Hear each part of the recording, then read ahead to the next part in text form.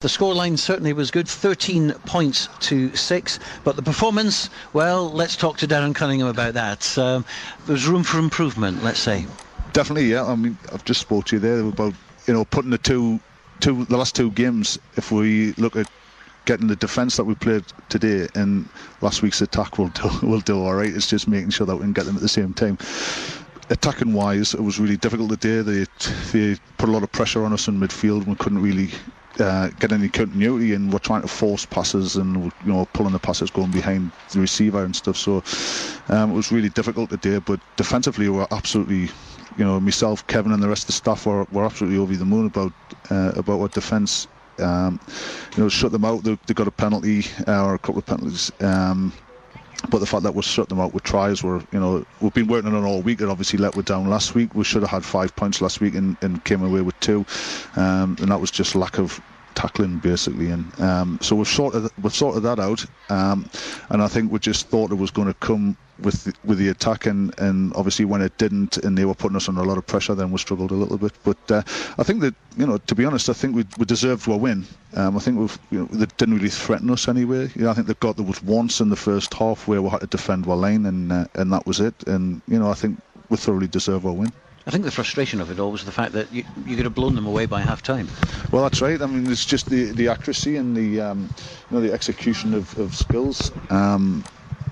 And that's all let we're down. And we still created stuff. There was still some good attacking opportunities, and it was just really the execution of the last pass or the execution of the last run that let we're down. And it's obviously things that we've got to work on. But you don't become a bad attacking team or a bad defensive team overnight. And we've just had a bad day attacking wise, but.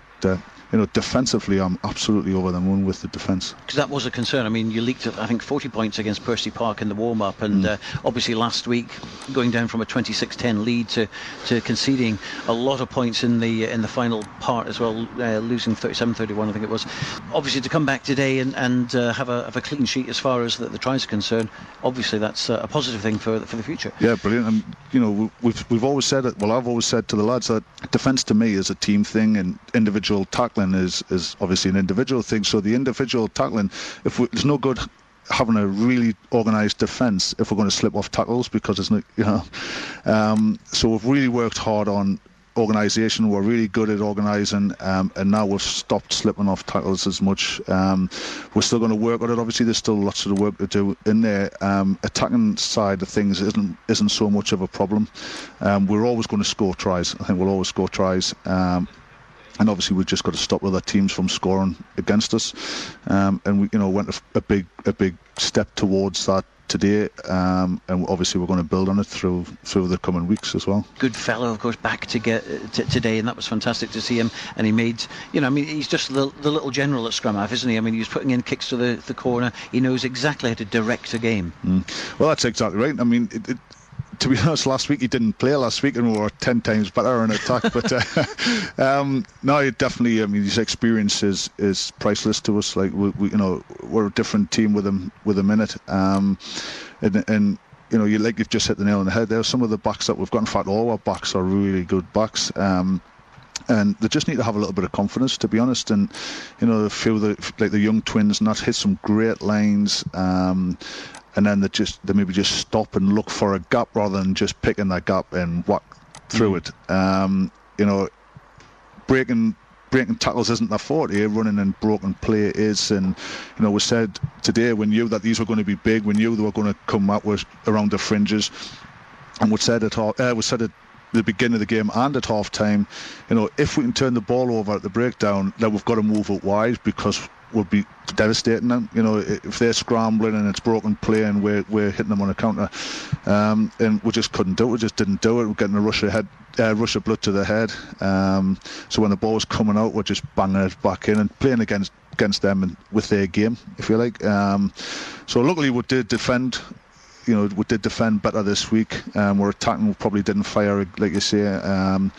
But again, I must stress, I think the best team won on the day, definitely. Yeah, so 6 points from 2 matches. At the start of the season, you'd be sort of fairly satisfied with that, but it's a case of moving on now. You've got Watsonians next week at Marside. You'll obviously look to get all 5 points next week, because, I mean, you did play very well away from home last season.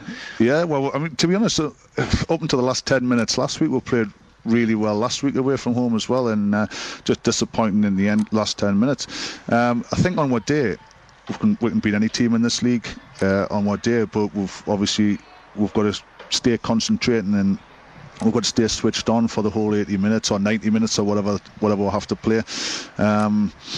I think we lack a little bit of experience in certain positions where we try and force things and we try and rush things, and I think if we're looking at last week, we were trying to force a game. We were chasing the game basically, and we're 2 tries ahead, and we're chasing the game, and just little things like that. We need to calm things down, and that's where Ross Goodfellow and Darren Gillespie and people like that come into their own and start calming people down, and their experience really counts. But I think on what day we're expecting to win every game. I'll be honest with you, we're expecting to be able to win every game, and if we play as well as what we can play and put what structures in place, then I can't see any reason why we can't go on and win all our games. Because the one thing you don't want to do, or any Premier 2 team wants to do, is to get into that Premier C next year. That will be a disaster for everybody. Well, definitely. I mean, we set our stall out. We had a chat with all the players, senior players, and first team squad at the start of the season, or at the start of pre-season, and